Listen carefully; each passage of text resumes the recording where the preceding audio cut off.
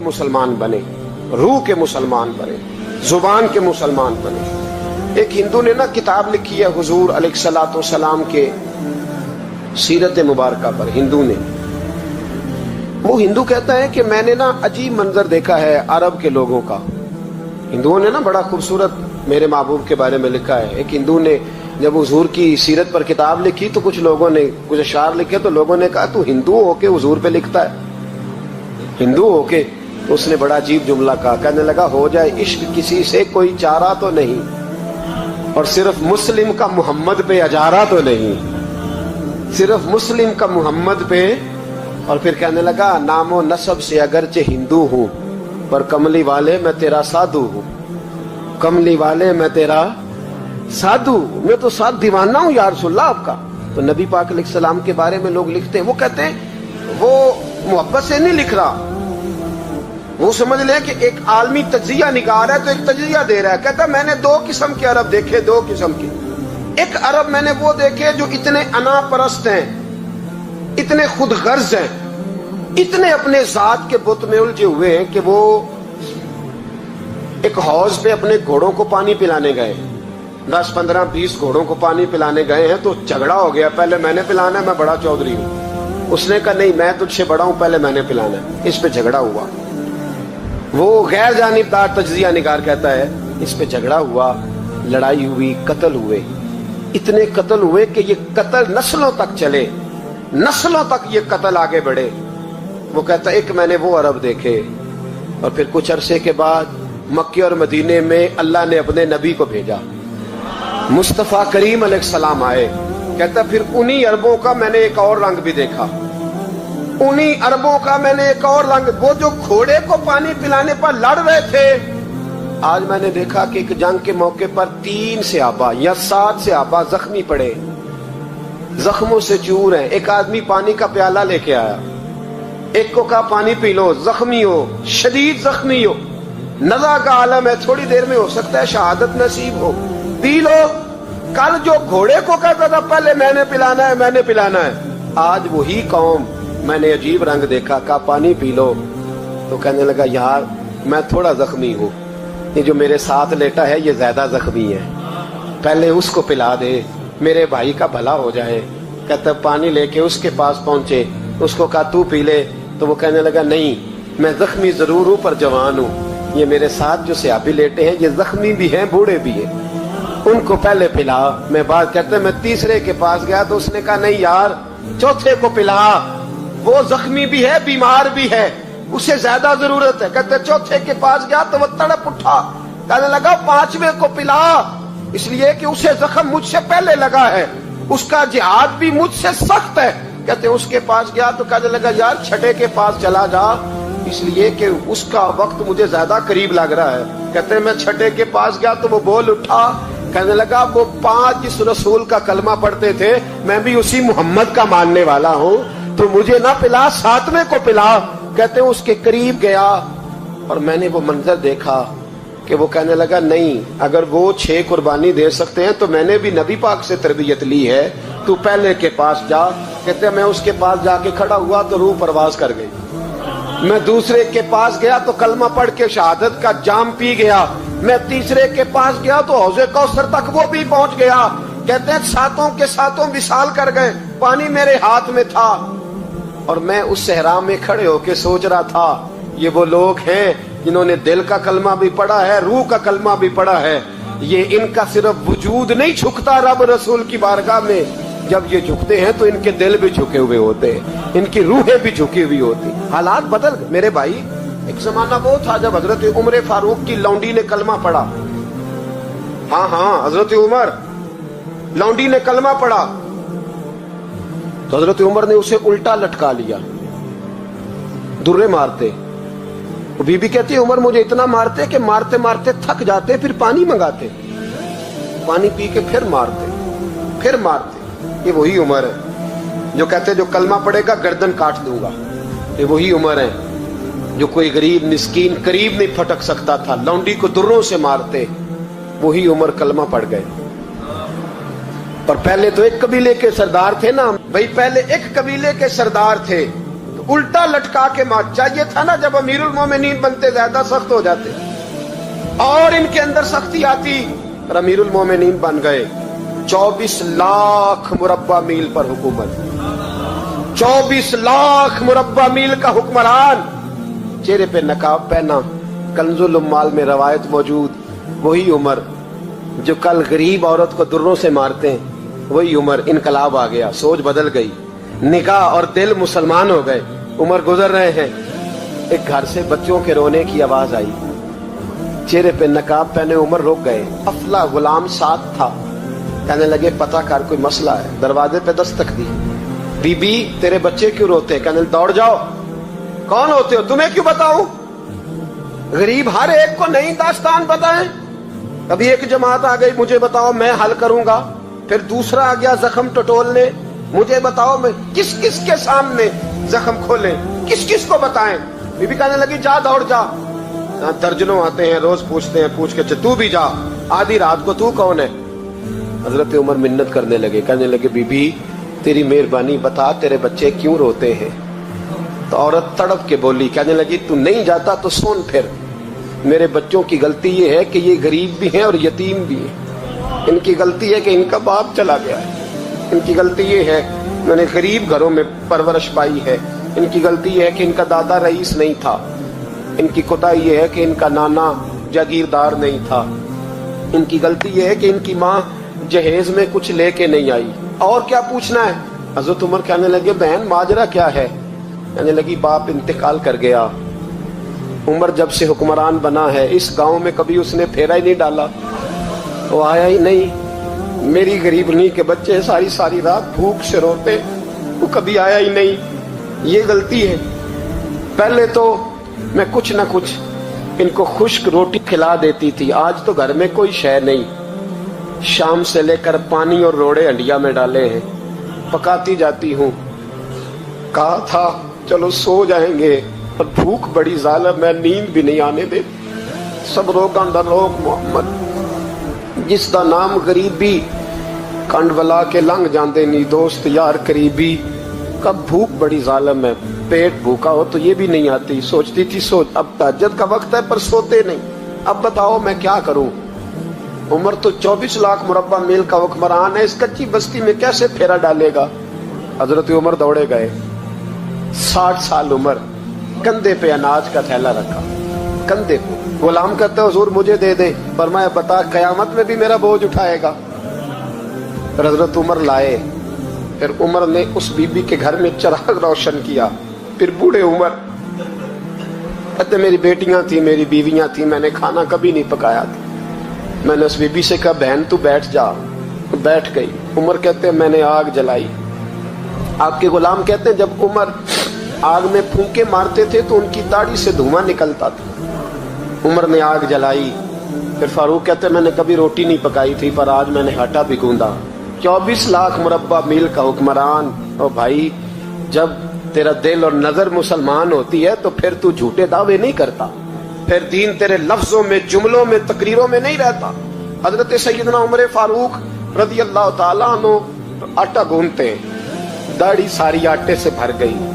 پھر عمر فاروق روٹیاں پکاتے تو ہاتھ جلتے. پھر سالن پکایا. پھر عمر نے دسترخوان بچھایا. پھر وہ چھوٹے چھوٹے بچوں کا عمر نے منہ دھلایا. پھر فاروق اعظم روٹی کے لقمے ان کے منہ میں ڈالتے اور روتے, کہتے بیٹو عمر کو پتہ نہیں چلا کہ تم بھوکے تھے. بیٹیوں عمر کو خبر نہیں تھی. عمر سے ناراض تو نہیں ہو. چھوٹے چھوٹے بچے کہتے ہمیں تو پتہ بھی نہیں عمر کون ہے. آپ کیا بات. پھر ان کو عمر فاروق نے کھلایا. پھر فاروق اعظم صحن میں بیٹھ گئے, ان کو ہنساتے رہے. غلام کہتے حضور اب کیا کرتے ہو؟ فرمایا جو میری وجہ سے روئے تھے انہیں خوش نہ کروں. پھر اس بی بی کی طرف متوجہ ہوئے, کہنے لگے اگر عمر نہیں آیا تو آپ ہی خبر کر دیتی. بی بی کہنے لگی ڈیوٹی عمر کی ہے خبر لینے کی, میری نہیں ہے کہ میں جا کے بتاؤں. میں کیوں بتاؤں؟ حضرت عمر کہنے لگے چل عمر کو معاف کر دے. کہنے لگی اسے کیا معاف کرنا ہے, میں تو دعا کرتی ہوں اللہ اسے ہٹا دے اور آپ کو بنا دے. میری دعا ہے کہ وہ چلا جائے آپ آ جائیں. پر میں اگر میں بن جاؤں تو عمر کو معاف کر دو گی؟ کہا ہاں کر دوں گی. حضرت عمر نے چہرے سے نقاب اتارا. فرمایا بی بی میں عمر ہی ہوں, तूने देखा नहीं था, या तेरी दुआ मकबूल हो गई। वो बीबी कहने लगी आपके सामने इतनी जली कटी सुनाई। फरमाया बस एक वादा कर, अगर तूने उमर को यहाँ माफ कर दिया है तो वहां भी माफ कर देना। वहां भी सवाल, शर्त ये है तेरा दिल कितना मुसलमान है। हमारा ये हाल है, हम जुमलों के मुसलमान, लफ्जों के मुसलमान, हम अपने आप को खींच खांच के मस्जिद में ला के 2-4 रखते भी पढ़ ही लेते, पर दिलो निगाह अगर मुसलमान नहीं तो फिर कुछ भी नहीं। देखे ना कितने आला लफ्ज है हदीस में। नबी पाक ने फरमाया मैं उसे अपना मोमिन ही नहीं मानता। सहाबा कहते हैं पूछने लगे थे किसे, तो हुजूर ने दूसरा बार फिर कह दिया, फरमाया मैं अल्लाह की कसम उसे मोमिन नहीं मानता। तीसरा जुमला पूछने लगे तो हुजूर ने फिर बोल दिया, फरमाया मैं नहीं मोमिन मानता। हुजूर किसे? फरमाया जो खुद तो पेट भर के खाए और उसका पड़ोसी भूखा सो जाए। 3 दफा हुजूर ने कहा मैं मोमिन ही नहीं मानता। जितनी मर्जी तस्बीह पढ़े, तो ना मर्जी रब रब कहे। तो मेरे भाई याद रखे, रहमतुल्लाह अलैह दरवेश थे दिल्ली के, बहुत सारे लोग मुरीद थे। एक बड़ा खिदमत गुजार मुरीद था, मजदूरी करता था, गरीब था, तो 6 बेटियां थी उसकी। हजरत साहब के पास रोज आके कहता हुजूर बच्चियों के लिए दुआ करें, अल्लाह कोई असबाब पैदा कर दे। एक बच्ची की शादी का खर्चा 1000 दिनार है और मैं गरीब हूं। हजरत साहब दुआ कर देते। खानका शरीफ के थोड़े ही फासले पर, हजरत जहां बैठ के मुरीदों की तरबियत करते थे, उससे थोड़ा ही फासले पर ना एक ईसाई रहता था, बड़ा मालदार था, बड़ी सारे ऊंट, गायें, भेड़, बकरियां रखी हुई थी, और हजरत शरफुद्दीन रहमतुल्लाह अलैह की बड़ी मुखालफत करता था। और ये जो आपका गरीब मुरीद था, ये उसका पड़ोसी था। एक दिन बुला के ना उनको कहने लगा कि तू किधर जाके जो है वो टकरे मार रहा है, वहां से कुछ नहीं मिलने वाला। वो तुझे क्या देंगे जिनकी खानका खुद चंदे पे चलती है, मदरसा चंदे पे चलता है, मस्जिद चंदे पे चलती है, तेरी बेटी का मामला कहां हल होगा? तो उस दरवेश ने कहा कि तू मेरे पीर को नहीं जानता, तू अजय मेरा महबूब नहीं डिठा, तो पता नहीं ना, तू इस रास्ते का मुसाफिर नहीं, तू नहीं जानता। उनका बस चले ना तो वो हर कीमत में मेरी बेटियों की शादी करा दे। अब वो ईसाई था, कहने लगा अच्छा चलो ठीक है, अगर इतनी बात है ना तो जाओ उनसे जाके कह दो कि 6 साल के लिए मेरे साथ मुआहदा कर ले, तो मेरे जानवरों को चारा डाल दिया करे, 6 साल ड्यूटी करे, मैं 6000 दिनार दे देता हूं। वो मेरे साथ 6 साल मेरे जानवरों को चारा डाले, रखते हैं ना आप चारा डालने के लिए, एडवांस पैसे दे के। अब तो लोग उन्हें भी गुलाम ही बना लेते हैं, बड़ी थोड़ी तनख्वाह देते हैं, जुल्म करते हैं, पूरा मुआवजा नहीं देते। हजरत शेख शरफुद्दीन के बारे में वो कहने लगा जो अपने पीर से जाके कह के मेरे जानवरों को 6 साल चारा डाले, मैं 6000 दे देता हूं, तू जो कहता है हर कीमत पे जाने को तैयार है। उसने जब ये बात की तो मुरीद ने नाराज हो गया, वो लड़ाई हो गई, गिरबान पकड़ लिया, झगड़ा हुआ, बात बड़ी दूर गई। इस तरह की बात करता मेरे हजरत के बारे में, तेरे जैसे कई मैं वहां काम पे रखा दूं। जब वो बड़ी बहस हुई, बात मोहल्ले में, इलाके में फैल गई, दुनिया ने सुन ली, तो शेख शरफुद्दीन तक भी पहुंच गई। इस तरह झगड़ा हुआ है। लोग सो गए इशा की नमाज के बाद। हजरत साहब ने ना सर पे कपड़ा लिया, उस ईसाई के दरवाजे पे दस्तक दी, वो बाहर आया, फरमाने लगे लोग तो सोच समझ के मुलाजम रखते हैं, तूने भी तो सोच ही लिया होगा, तभी तो मुझे ऑफर की है। तू अपनी ऑफर पे कायम है? वाकई मुझे रख लेगा और 6000 दिनार दे देगा? कहने लगा जा बाबा काम कर अपना। फरमाया नहीं, तूने इतने लोगों में बात की, इतनी बहस हुई, तो कायम है? कहने लगा मैं तो कायम हूं, पर आपने नहीं कायम रहना। फरमाया मैं सोच समझ के आया हूं। उसने कहा आप ड्यूटी करेंगे, भैंसों को चारा डालेंगे? फरमाया एक शर्त, बस जब अजान हो जाए ना तो मुझे रब की नमाज पढ़ने की इजाजत दे देना, बाकी सुबह शाम जो तू कहेगा। अगर उस गरीब की बेटियां ब्याही जाए तो मुझे और क्या चाहिए? उसकी 6 बेटियों का बोझ है उसके सर पे, तू मुझे रख ले। अल्लाह अकबर। वो कहने लगा चले पे मेरे साथ खते बंदगी कर ले, आजकल हम स्टाम करते हैं, उस जमाने में खते बंदगी होता था, गुलामी का खत, काजी शहर के पास, यानी उसका ख्याल था कि चलो वो स्टाम की बात करूंगा तो भाग जाएंगे। फरमाया चल मैं तैयार हूं। काजी तक गए, तय हो गया, 6000 दिनार दे दिए। हजरत ने मुरीद को बुलाया, फरमाया पुत्र ये ले जा मेरी बेटियों को रवाना कर दे। कहने लगा हुजूर ये क्या कर रहे हो आप, कुछ सोचे? फरमाया यार जब तुझे बेटा बना लिया तो फिर मेरी पोतियां तो लगती हैं ना, मेरा हक तो बनता है ना, जा जाके ड्यूटी कर, उनको ब्याह दे। बात फैल गई, बादशाह भी अकीदतमंद था, वो 12000 दिनार लेके पहुंचा। क्या बताऊं इन रब के बंदों का दिल कैसा होता है। کیا درد ہوتا ہے، کیا رنگ. 12,000 دینار لے کے بادشاہ آیا اور آگے حضرت کو پیش کیے کہ حضور آپ دیں اس عیسائی کو ڈبل دیں اور جائیں کام کریں. آپ فرمانے لگے تو پیسے دے، شرطیں نہ لگا، میرا جہاں دل کرے گا میں خرچ کروں گا، مجھے تو مزہ ہی اب آنے لگا ہے، ابھی تو لطف آ رہا ہے، ابھی تو ذائقہ آیا ہے کچھ کرنے کا، پیسے دینے ہیں تو دے، پابندی نہ لگا، جہاں میرا دل کرے گا میں. اس نے کہا حضور ٹھیک ہے رکھ لے. حضرت نے فجر مسجد میں پڑھی، جیب میں 12,000 دینار تھے. اعلان فرمایا بھی کسی اور کی بیٹی بھی بیٹھی ہے تو پیسے میرے پاس ہے. وہ 12,000 دینار بھی بانٹ دیا اور 12,000 دینار بانٹ کے نا تو پھر چلے گئے کھیت میں چارہ کاٹنے. اس عیسائی کو کسی نے بتلایا کہ ان کے پاس تو 12,000 آیا ہے پر تجھ سے جان نہیں چھڑائی انہوں نے. وعدہ یہ ہوا تھا کہ 6 دیں گے تو جائیں گے، جب تک دیں گے نہیں تیرے گھر میں کام کریں گے. وہ نا چارہ کاٹ رہے تھے، حضرت صاحب تو وہاں پہنچ گیا، دور جا کے کھڑا ہو گیا، کہنے لگا بابا پہلے تو میں نے مسلمانوں کے اخلاق سنے تھے، اب تو میں نے دیکھ بھی لیے، پر یہ بتا جب 12,000 آیا تھا جان کیوں نہیں چھڑائی؟ تو حضرت چارہ کاٹتے کاٹتے رو پڑے. فرمانے لگے تو نہیں نہ جانتا یہ بیٹیاں سانجھی ہوتی ہیں، پتہ نہیں نا. میرے رسول پاک نے تو حاتم تائی کی بیٹی کے سر پہ کپڑا رکھ کے کہا تھا بیٹیاں برابر ہوتی ہیں. تو یہ نہیں پتا جب اس کی 6 بیٹیوں کی شادی ہوئی ہے میرے اندر روحانیت کتنی بڑی ہے. فرمایا پھر 12,000 آیا ہے تو 2-4 بچیاں پھر گئی ہیں، تو یہ نہیں پتا میں اندر سے راضی کتنا ہوں، میں تیری نوکری کرتا رہوں گا، پتہ نہیں اللہ کتنی بیٹیوں کو بیاہ دے گا. اتنا رویا وہ عیسائی کے پیروں میں بیٹھ گیا، کہنے لگا بابا میں نے تیری مخالفت کی ہے پر تیرے قریب آ کے پتہ چلا ہے کہ تو بہت اونچے اخلاق کا مالک ہے، اور اگر تیرا یہ مقام ہے تو تجھے اخلاق سکھانے والے محمد عربی کی شان کتنی ہوگی. ظالم کی بولیے جاتے نہیں لوگ جھوٹے گواہ بن کے. وکیل صاحب کو نہیں پتا ہوتا کہ یہ بندہ مجرم ہے جو میرے پاس آیا، کیا مجرموں کے وکیل نہیں ہوتے؟ بولے تو اس کو پتہ نہیں ہوتا وکیل صاحب کو کہ یہ صاحب مجرم ہے، میرے پاس مقدمہ لے کے آئے. اور اگر بے ادبی نہ ہو جائے تو میرا خیال ہے قاضی عدالت کو بھی پتہ ہوتا ہے کہ مجرم کون ہے اور مظلوم. میرے نبی پاک صلی اللہ علیہ وسلم نے اس قدر زیادہ سختی فرمائی اس مسئلے میں. فرمایا جس کو پتا تھا کہ فلاں آدمی ظالم ہے، ظلم کر رہا، پھر وہ ظالم کا گواہ بنا یا اس نے ظالم کی مدد کی، کتنی کی؟ شارحین لکھتے ہیں چاہے اس نے ایک جملہ بول کے کی، چاہے ایک، سارے بولیے، چاہے ایک غریب کو اس نے ظلم کیا تو کہتے ہیں علاج یہ سی، چاہے ایک جملہ بول کے کی. شارحین اس حدیث کی شرح میں لکھتے ہیں ایک جملہ بول کے چاہے مدد کی.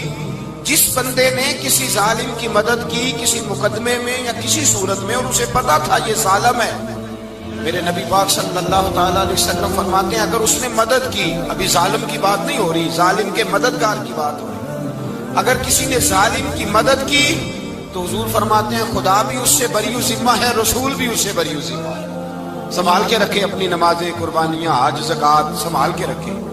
اگر ظالموں کا مددگار ہے، الیکشن آ لینے دے، آپ کو نظر آ جائے گا کون کون ظالموں کا مددگار ہے، نظر آ جائے گا. اپنی جیب سے لوگ پیسے دے کے ظالموں کی مدد کریں گے، ان کے فلیکس چھپوائیں گے، بورڈ لگوائیں گے، جیبوں سے پیسے دیں گے.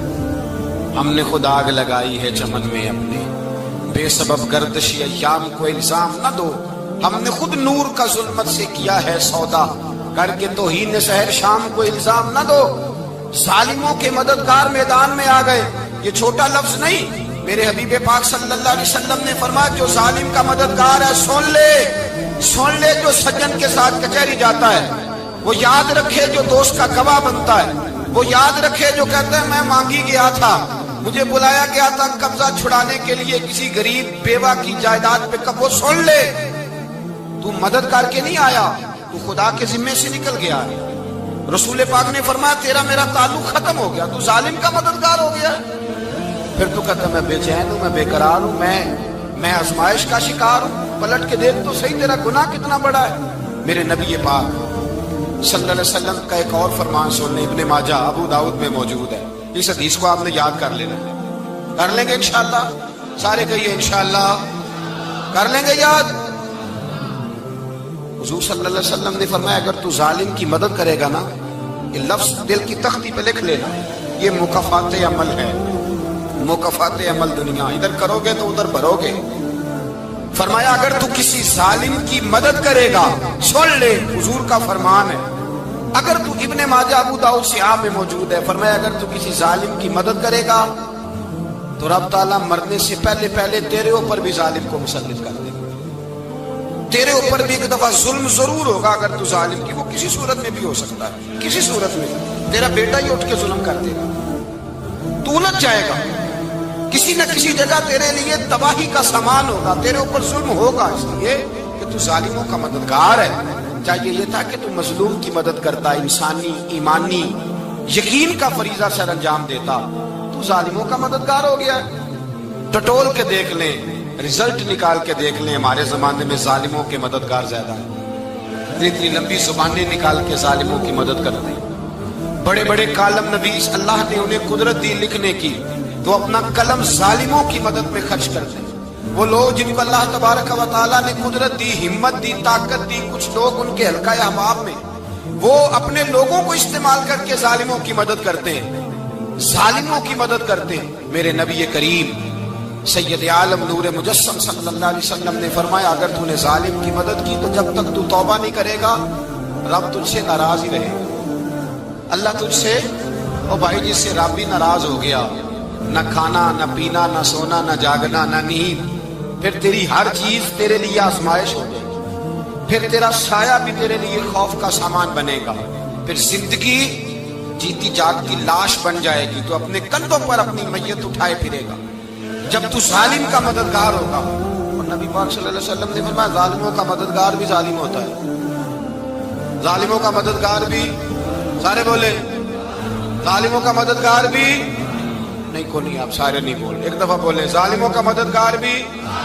پکی بات ہے، ظالموں کا مددگار بھی۔ اللہ جس کا یارانہ ہو، جس کا دوستانہ ہو، جو کہے میں نے نا اس کو اوکھے ویلے کے لیے ظالم کو یاد رکھا ہوا ہے، کبھی مشکل پر رکھے نہیں ہوئے لوگوں نے ظالم دوست، کہتے میں نے رکھے ہوئے ہیں، بلکہ ہمارے دیہات میں تو کہتے ہیں میں نے بازو بنائے ہوئے، کس کو بازو بنا لیا؟ ظالم بھی کبھی بازو ہوتا ہے، جو ظلم کی تلوار لیے میدان میں کھڑا ہے۔ قارون، حامان، فرعون، نمرود کا حال نہیں لوگوں نے دیکھا؟ اپنے زمانے میں آپ نے کتنے لوگ نہیں دیکھے جن کے سائے سے، آواز سے لوگ کانپتے تھے؟ پھر پولیس کی گاڑیوں میں وہ اس طرح مردہ پڑے کہ دنیا نے تماشا دیکھا ان کا، یہ رنگ ہم نے دیکھے نہیں اپنے آنکھوں سے۔ فرمایا ظالم کا مددگار بھی، جو کار میں بٹھا کے لے کے گیا وہ بھی ظالم، جس نے چائے پلائی وہ بھی، جس شخص نے کھانا کھلایا وہ بھی، جو کچہری تک ساتھ گیا وہ بھی، جس نے فلیکس کے نیچے، بڑے شرابی کے نیچے چھوٹی اپنی فوٹو لگائی وہ بھی، جو ووٹ کی پرچی ڈالنے گیا وہ بھی۔ کہہ دینا باہر نکل کے کہ حضرت صاحب نے سیاسی تقریر کی ہے، کہہ دینا، پر بات تو سچی ہے نا، خو کرے ہم تو سے تھوڑا سا گلا بھی سن لے، خو کرے ہم تو سے تھوڑا سا بھی گلا۔ امام مالک کے پاس ایک بندہ آیا، اس نے کہا حضور میں درزی ہوں، ایک ظالم بادشاہ مجھ سے کپڑے سلواتا ہے، میں تو ظالموں کا مددگار نہیں نا، ایک ظالم بادشاہ مجھ سے، حضور میں تو مددگار نہیں نا ظالموں کا، جو فرمایا ظالموں کا مددگار بھی ظالم ہوتا ہے، تو کپڑے لے کے آتا ہے میں سی کے دے دیتا ہوں، ذمہ داری نہیں سمجھے۔ یہ ایک آدمی دکاندار ہے، اس سے کوئی بندہ چیز خریدنے آئے گا تو تھوڑی کہے گا میں نے نہیں دینی، تو دے گا۔ کوئی بندہ اگر کسی شخص سے کوئی کام کہتا ہے جو اس کی فیلڈ ہے، اس کا شعبہ ہے، اس کا معاش کا وہ سلسلہ ہے، کہتے ہیں یا رسول اللہ صلی اللہ علیہ وسلم ظالموں کا مددگار بھی ظالم، حضور نے فرما دیا۔ تو امام مالک سے بندے نے مسئلہ پوچھا، دل کی تختی پہ لکھنے والی باتیں ہیں، کہا حضور میں درزی ہوں، ظالم کپڑے سلواتے ہیں، میں تو مددگار نہیں نا۔ امام صاحب کہنے لگے نہیں، مددگار تو وہ ہوگا جو تجھے سوئی دھاگا فراہم کرے گا، تو تو پورے کپڑے سی کے دیتا ہے، تو تو خود بہت بڑا ظالم ہے، تو پورے سوٹ سی کے دیتا ہے، تو تو بہت بڑا ظالم خود ہے۔ مددگار تو وہ ہوگا جو تجھے دھاگا دے گا، جو تجھے بٹن دے گا، جو تجھے نلکی دے گا، جو ظالم سے اتنی نفرت ظلم کر کے بنتا ہے۔ یہاں تو ہمارے زمانے میں ہیرو بن جاتے ہیں لوگ، ظالم ہیرو ہے، لوگ اس سے ڈرتے پھرتے ہیں، گھومتے پھرتے ہیں، اور بہت سارے کم مزاج لوگ اس کے پیچھے ہاتھ باندھ کے پھرتے ہیں۔ ظالموں کی مدد کرنا، ظالموں کے ساتھ رہنا، یہ ظلم ہے، ظلم، یہ زیادتی ہے۔ میرے نبی پاک صلی اللہ تعالی علیہ وآلہ وسلم نے ارشاد فرمایا یاد رکھو رب فرماتا ہے میں مظلوم کی مدد ضرور کروں گا، چاہے جلدی کروں چاہے دیر سے کروں، میں مظلوم کی مدد۔ حضور صلی اللہ علیہ وسلم نے فرمایا ہے، حضرت معاذ بن جبل کہتے ہیں حضور نے مجھے یمن کا گورنر بنایا، جب میں جانے لگا نا تو حضور نے بڑی نصیحتیں کی، بخاری میں موجود ہے، فرماتے ہیں جب میں پلٹنے لگا تو میرے رسول نے فرمایا معاذ ایک منٹ ٹھہر جا، ایک بات میری یاد رکھنا، اس کو نہ بھولنا۔ کہا حضور کیا؟ فرمایا دیکھنا کسی پہ ظلم نہ کر بیٹھنا، کہیں تجھ سے زیادتی نہ ہو جائے۔ محبوبہ پھر حضور نے فرمایا سن میرے معاذ میں تجھے گورنر بنا رہا ہوں، زیادتی نہ کر بیٹھنا۔ یا رسول اللہ صلی اللہ علیہ وسلم کیا ہوتا ہے؟ تو میرے کریم نے فرمایا جب مظلوم دعا کے لیے ہاتھ اٹھاتا ہے تو عرش کا مالک کہتا ہے فرشتوں پیچھے ہٹ جاؤ، عرش کا مالک کہتا ہے فرشتوں پیچھے ہٹ جاؤ، دروازے کھول دو۔ فرمایا مظلوم اور رب کے درمیان شے حائل کوئی نہیں ہوتا۔ مولا رومی رحمت اللہ علیہ فرماتے ہیں ایک دن نا شیر نے، کہتے ہیں شیر نے ایک دن نا ریچھ کو ساتھ لے لیا اور ساتھ لے لیا لومڑی کو، اس نے کہا اور شکار کرنے چلے، چلو جی، تو شیر کی مہربانی ذات لے لیا ہے، حالانکہ اس کو کسی کی مدد کی ضرورت ہے، وہ تو بادشاہ ہے، بادشاہ سلامت نے ساتھ لے لیا، شکار کیا 3 چیزوں کا، ایک شکار کیا خرگوش، ایک ہرن، ایک گائے۔ اب وہ شکار کر کے واپس آئے تو جو ریچھ تھا نا اکڑ اکڑ کے چلنے لگا کہ بادشاہ کے ساتھ میں بھی تھا، یعنی شکار میں میرا بھی حصہ، اور شیر بھی سمجھ گیا بات کو کہ اس کا دماغ خراب ہو رہا ہے، حالانکہ میں نے تو ویسے ہی ساتھ لیا۔ وہ ریچھ صاحب بھی نا تگڑے ہو گئے، انہوں نے کہا اوہو میں ساتھ ہی تھا کہ اب بادشاہ نے تو ویسے ساتھ لیا تھا کہ چلو 2-4 آدمی مل کے۔ تو وہ پیر بارش شاہ صاحب رحمت اللہ تعالی علیہ سے کسی نے کہا کہ آپ کے جو شیخ ہیں آپ کے مرشد ہیں آپ کو بلا بلا کے مشورے لیتے ہیں کام لیتے ہیں تو آپ تو بڑے خوش نصیب ہیں۔ تو انہوں نے کہا ہیر ہس بولے تے دی مہربانی ورنہ رانجے تے لاڈ ہی لڑاونے نے۔ انہوں نے کہا ٹھیک ہے اگر اس نے مہربانی کر دی ہے تو اس میں میرا نہیں، ان کی نظر شفقت ہے، ہیر ہس بولے تے دی مہربانی، انہوں نے مہربانی فرمائی ہے تو بڑی کرم نوازی ہے، ورنہ من آنم کے من دانم، جو میں ہوں اس کا مجھے پتا تو ہے ہی نا، تو میں اس میں اپنے آپ کو اتنا بڑا نہیں سمجھ۔ اس نے نا شیر نے بھانپ لیا، اس نے کہا کہ اس کے ذہن کے اندر بات آ رہی ہے کہ شاید میں کو بلا ہوں، تبھی تو مجھے اسپیشل بادشاہ نے کہا کہ چاہے میرے ساتھ شکار کرنے میں ہے کوئی میرے اندر بات۔ اللہ اکبر۔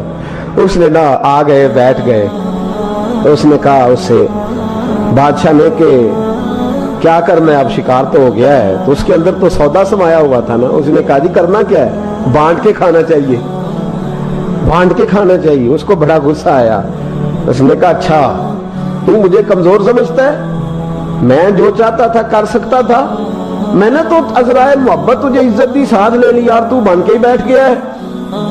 اس نے کہا اچھا بانٹ کے کھانا چاہیے، کہا بالکل، کہا چلو بانٹو، پھر کیسے بانٹنا ہے۔